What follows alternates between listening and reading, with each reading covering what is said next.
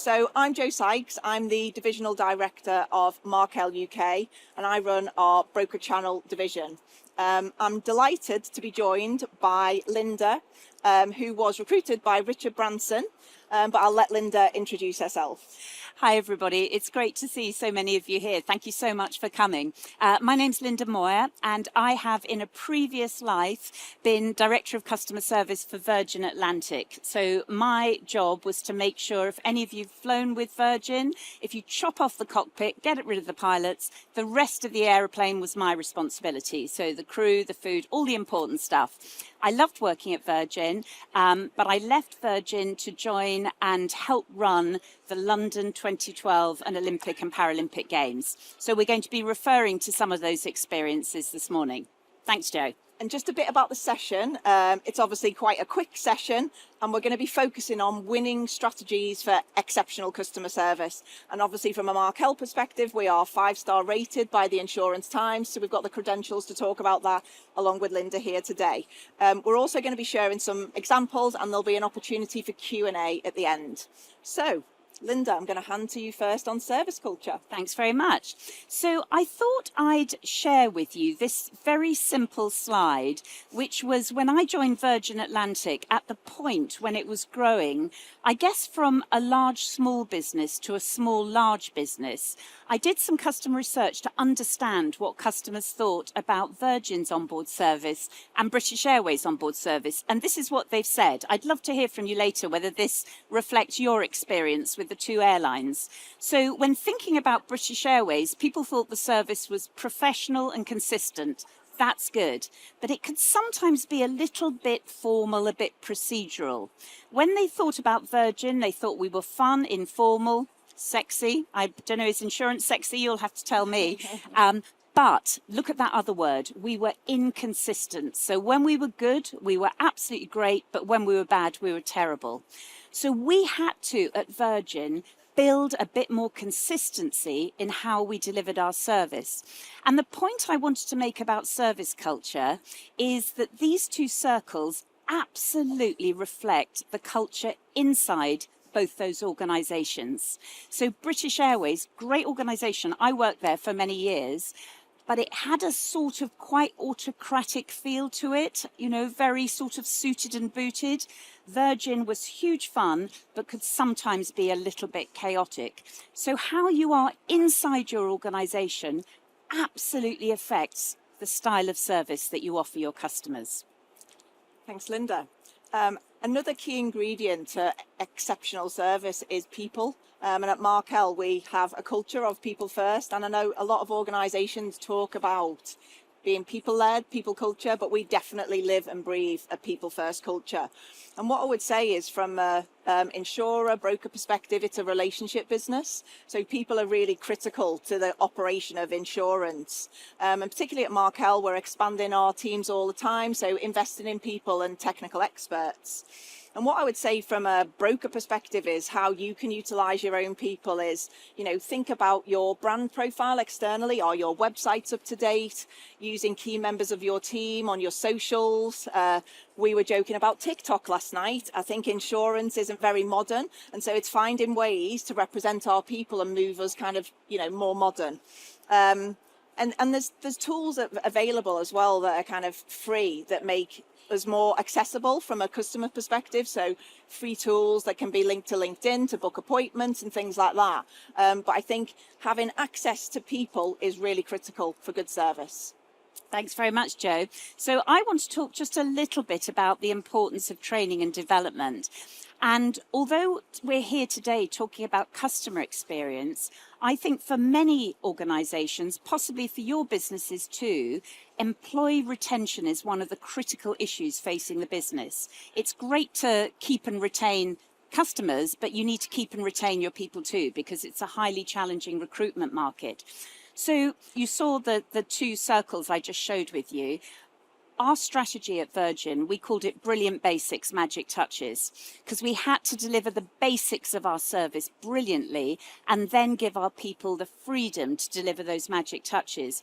And that applied inside the organisation to the experience that our employees have, as well as outside the organisation. So we're constantly trying to fix things for our crew so that they could fix things for our customers. If I could just give you two very quick examples. One of the brilliant basics at Virgin was about keeping the washrooms clean, keeping the loos clean. Now, I have met thousands of cabin crew in my life. Nobody's ever said to me they started flying because they love cleaning toilets. People do not say that. But you will appreciate, as people I'm sure who fly, how vital that is. So part of our training and development was really embedding those basics. Magic touches, if I've got 2 seconds to tell you a story about how I would illustrate magic touches, about a gentleman who wrote to me, who was flying to Orlando with his 3 young children in economy. I think he's nuts, but he was going to Orlando. He was going to Disney. They got on the aeroplane. Everything's happy until the food arrives, and the choice is vegetable lasagna or chicken tikka masala, and the children say, "Yuck, I'm not going to eat that, Dad." So he pressed the call bell, asked for help. Now, had the crew member arrived, had worked for British Airways, she might have told him, "Oh, I'm so sorry. If yesterday you'd filled out form 27J, we could have provided special food for the kids." But she worked in the Virgin culture. So what she did was go to the cart of food that had been loaded for the crew. She found sandwiches, fruits, sweets, made up 3 little picnic bags, gave it to the kids. Now, nobody trained her to do that. She did that simply because she loved her job. And when I phoned her to say thank you so much, she said, "That's all right, Linda. Virgin looks after me. I look after the customers." That's brilliant. And a lovely link to experts and people who love their job. So if you have specialist customers, really they require specialist cover. You shouldn't be looking for a generalist approach. It doesn't really work. And I think as brokers, you should be looking to partner with people who are experts. So how can brokers have a look and kind of deal with experts? It's, avoid general policy wordings, really understanding the customer needs. And I know that sounds basic, and lean into the insurers as well, how they can help you market. On clients, can they come out and see the clients with you where there's expertise? And then on smaller volumes of business, is there a marketing fund where they've got specialism and they can, build your profile in that sector as well? And just a good example of that, we had a large customer not so long ago who broker was under attack, and they had an alternative quote from a generalist insurer. What we did is we went in, we met the customer, understood the cover, and the client stayed with us based on that kind of level of expertise. So I definitely think that's important when you're thinking about service with your customers. That's a great story. So I want to just talk a little bit about empowered employees and recognition. So I want to just give you a few stories from my time at the Olympics and Paralympics, which was a long time ago now, in 2012. Some of you, well, most of you look like you were too young to remember 2012, but I not only remember it, I was working there. So at the Olympic, we had a number of volunteers. We called them games makers. In fact, we were lucky enough to host a football here in Manchester. Now, our volunteers were paid nothing. So we really had to make sure that they were super motivated and super engaged with what it was we were trying to do. And how we did that was, yes, we trained them in some of the tasks they needed to do. So they knew how to scan tickets, they knew how to deal with all the things they needed to do. But then we really encouraged them to bring their personalities with them to work and try and make sometimes what was quite repetitive work, have fun with it. These 2 lovely ladies that you can see on the photograph, they used to bring a white toilet roll with them in their little uniform backpack every day to work. Now, their job was on the Olympic Park, and they were giving people directions. People kept saying, you can imagine the most asked question wasn't what's the 100-meter sprint time, it was where's the toilets. So they were giving lots of direction, showing people where McDonald's was. You get the idea. When we said to them, why are you bringing a white toilet roll with you? They said, just you watch. And as the crowds arrived and started to queue up around the Olympic Stadium, these ladies unravelled their toilet roll, they each hold an end, and they got all the kids in the queue to have a running race. They burst through the tape, the winner got a chocolate medal. It was low in cost. Oh boy, was it high in value to our spectators. And really engaged, empowered teams will just do things like that without being told to do it. And what I'm proud of is that we really bigged those things up and we made it quite cool to be positive for those couple of weeks in that summer of 2012. Brilliant. I didn't go to that, but I am going to the Olympics this summer. Oh, cool, in Paris. Yeah, Fun. yeah. So the next point is consistency. And I think, post-COVID, a lot of us have experienced poor service, particularly from insurers. And I think being consistent in terms of delivering good service is really, really important. At Markel, we take service really seriously. You may not be aware, but we have launched a service champion initiative. So if you get 2 minutes to go to our stand, we've launched an initiative where you can nominate somebody who delivers exceptional customer service. So if you know somebody who's gone above and beyond, whether it's a customer or, a colleague, then go and nominate them as part of our process on the stand. But I think back to service, I think we should all measure and monitor service. Again, it sounds basic, but people sometimes don't. And there's many tools that are available, free tools as well, that you can track and service. From a Markel perspective, we've grown 120% over the last 4 years. So with huge growth comes pain points. And out of COVID, we've got a lot of care customers. It had been, I won't say quiet, because Neil would not agree with me about it being quiet, but I think from a customer activity perspective, it had reduced. So we come out of COVID and get inundated with MTAs, phone calls. So we introduced a tracking and monitoring kind of methodology that enabled us to see where we were facing those kind of peak points from a telephone perspective. And we now answer 92% of calls within 20 seconds. That's cool. Yeah, that's really cool. I mean, that point about feedback mechanisms and that Joe alluded to there, I think what I'd like to do is champion qualitative feedback, because I think we're all, I bought something from Robert Dyers the other day. It cost £1.50. I've had 3 emails asking me for feedback. I think we've just got to be a bit cautious about overfishing in that pond. What we did at Virgin, which gave us some fantastic insights, is we asked our cabin crew. We said to our cabin crew, what are the customers saying? What's bothering them? What are they talking about? What are we doing well? What are we doing less well? Because although that's not something you can kind of put into a chart, it does give you some really great early warning systems. So my advice would be, don't forget that very useful source of feedback. When Virgin launched this was our first fully flat bed in business class, and we thought it was absolutely fabulous. 3 months after we launched this, Singapore launched their flat bed, which was wider, longer, squishier pillows. Everything about the product absolutely beat ours.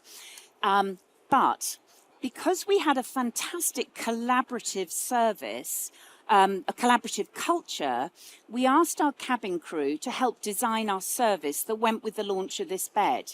So our crew said, instead of just giving customers a laminated card that shows them which buttons to press to turn the seat into a bed, why don't we turn the seat into a bed? We'll put the bed linen on, and what we need are a supply of teddy bears to put on the pillow so that the customer comes back, it's all nice and cozy. My first job at Virgin was to sign a purchase order for 480,000 teddy bears. I should have known it was going to be quite a fun job.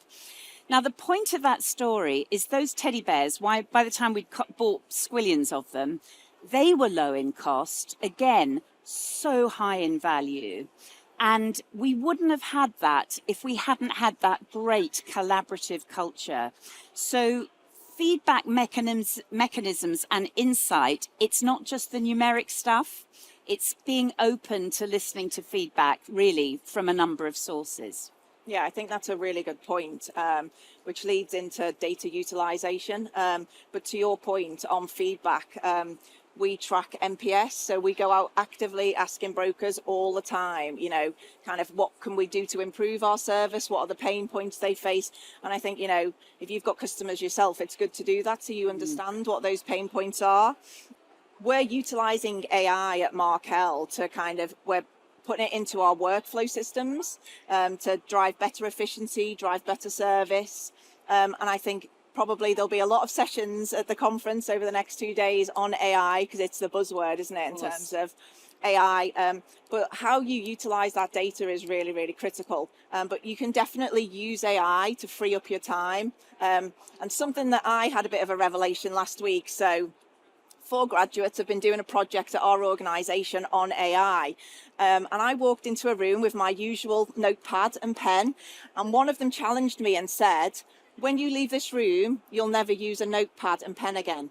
And I was like, okay, that's quite a bold statement. So if anybody's used Microsoft Copilot, yeah, the lady at the front is nodding. It takes a bit of getting used to, but wow. It records what you're saying and replays your action, so you never have to write down anything again. So, yeah, check that out. Oh my God, that sounds absolutely terrifying. So I just want to finish my brief section by talking about brand advocacy. And I suppose it's pretty obvious to say, but if your people aren't on board and advocating for your brand, then your customers will see straight through that. I'm also just going to finally massively name drop. Richard Branson was a great boss. I really enjoyed working for Richard. And one of the reasons I enjoyed working for Richard is he kind of left me alone most of the time. It's nice to have a boss that does that. But there were 2 issues that he used to ask about all the time. Only 2 issues that he would be asking about. One was, what's the morale and motivation of our cabin crew? Are people happy? Are they grumpy? What's bothering them? And the second was obvious, what the customers are saying. As a result of our Brilliant Basics Magic Touches campaign, how proud our crew felt to work for the airline went up, followed by how great our customers thought we were. So I guess for me, that proves that connection between the culture inside your business and what your customers see. They are totally, totally connected. And loyalty, brand loyalty, doesn't, in my opinion, start with your customers. It starts with your teams. It starts with your people. Which links really nicely to my last point before we do Q&A in terms of partners. There's the lovely Markel team there this morning on stand at 8 a.m. So I think the cornerstone for our business is strong broker relationships. Without our brokers, we wouldn't operate. So I think one of the key things is work with people you trust who have similar cultures to you, similar ethos, and out of that relationships will absolutely flourish. And one of the things that attracted me to Markel was how they handled the customers post-COVID. I think there's been a lot of chaos in the industry in terms of service and people being in and out of market. So work with partners that you trust and know that you can work with. So that's the end of the formal presentation, and we've now got an opportunity for Q&A if anybody has any questions. Thank you so much. That was really interesting. I would love to know, I love the Brilliant Basics Magic Touches piece. How specifically did you teach the Magic Touches? Because that's such a personal thing, isn't it? I'd love to know that. That is such a brilliant question. And I guess what I feel as a consumer is that today's magic touches almost become tomorrow's brilliant basics. I mean, I'm old enough to remember when you used to get a bill at a restaurant and there was a little chocolate on it and you thought, oh, isn't this lovely? You kind of think, where's my chocolate now when the bill arrives? So, but in terms of teaching it, I don't think you can teach it. And I think you knew that in asking the question. I think it's all about how people are managed. So making it clear, absolutely clear about what the basics are, and don't be apologetic about that. It's really important to be clear about what your basics are, but then it's about coaching and encouraging and mentoring people with those magic touches. Sometimes they will get them wrong. We had some crew at Virgin who thought it was a great idea to give away the duty-free bar when there was a delay. Don't ask, because you're not going to get it now if there's a delay. But what I'm proud of is instead of kind of telling them off, we used it as a coaching opportunity and shared what was the kind of profitability of that aeroplane and then what happened as a result of that action. So I'm a real advocate of coaching, and I think that's how, and then really bigging up those positives, that's how you encourage the magic touches. Brilliant question, thank you. I'm just hoping you could give us some insight on how you would get feedback from your customers that you could then take to shape your service delivery. How do you go about asking those questions in a constructive way to get the answers that you actually need that you can act on? Yeah, excellent question. So, especially as I've said, I hate surveys. So there you go. I've just kind of. So what we used to do at Virgin, and I'm not sure it always worked perfectly. We definitely used our crew as to give us some insights, because what the crew have, and I'm sure in your world, what your people will have, is first-hand knowledge. So if we just changed the meal cycle and people didn't like it, the crew will say they hate the cottage pie or whatever, whatever it happened to be.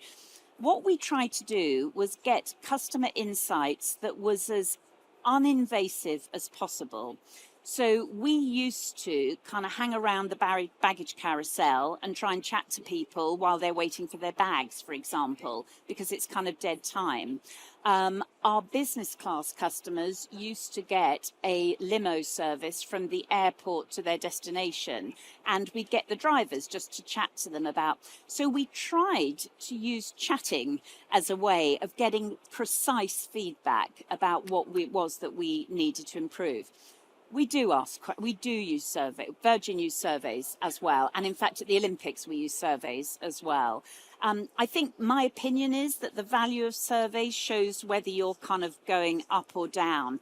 I don't think it gives you really great insights if you're trying to get information on a particular element of your service. So I think my answer is it's all about the quantitative at that point. Would you have any experience of that? Yeah, I think there's free tools. I think everybody fills in a survey. So I think the danger with it is when you have bad service, you get kind of people will fill in a survey. But Google and FIFO, a lot of organizations use these now. And I think, as a consumer, you look for ratings, don't you? It's kind of, so find a way that you can get your business rated, and then customers will look at that and then will be attracted to you, I would say. And that does avoid the kind of sending out a direct survey. That's almost pushing it to the customer as well, in terms of they give the feedback themselves rather than you asking for it. Yeah, good point. Okay, little question for you now. When you think about insurance brands that are customer facing, who do you think are the Virgin Atlantic equivalent in the insurance world? Well, I'd have to say Markel, wouldn't I?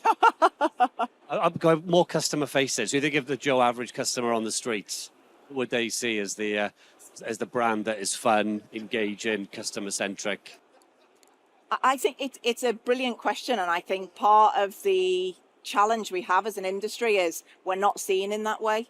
There'll be some of the personal lines, people like Direct Line, who are very visible, spend lots on marketing. I think from a commercial insurance perspective, a lot of customers don't identify with the insurer, they identify with the broker. So I think that's a particular challenge for insurers. I think you're right. I mean, I think your world is very much around get brilliant basics, but it doesn't mean that the interaction can't be a bit more human, maybe, a bit more about me as the customer, maybe. But I when I think about your industry, I absolutely, do I want a teddy bear? Of course I want a teddy bear. We all want a teddy bear, don't we? But I guess I want you to do the basics brilliantly. That's what I'm looking for you to do. You spoke about feedback, the importance of feedback. I wonder if you've got any hints and tips for helping feedback travel through an organization when the news is not great. Such a good question. That's a really great question. I think that it's got to be about the company culture. If you have a bottom-up culture, then that will be easier than if you have a sort of autocratic culture where everything's beautifully polished and shiny before it's raised to the top people. I suppose poor feedback will be. We used to try and say this at Virgin, but sometimes we'd curse. We'd say, that negative, critical feedback is a gift, because it is an opportunity for you to do something with it. Sometimes it doesn't feel like a gift. It feels like a bit of a sock in the guts. But I think it is a gift. So it is about creating a bigger culture that says if your customers have done you the enormous favor of giving you something that you can get hold of, then you should be grateful for that and working with it. So I think that all comes from leadership. And if I could just make one quick comment about leadership, if I may. So for me, leadership is a verb, not a noun. It's something that everyone in the organization can do at whatever level. There's leadership at every level in an organization. And I think if there's leadership which is really about welcoming what the customer's got to say, then, I mean, if that's happening, say, at the frontline level in your organization, then it makes it, much more difficult for the people who hierarchically are at the top to kind of resist that, really.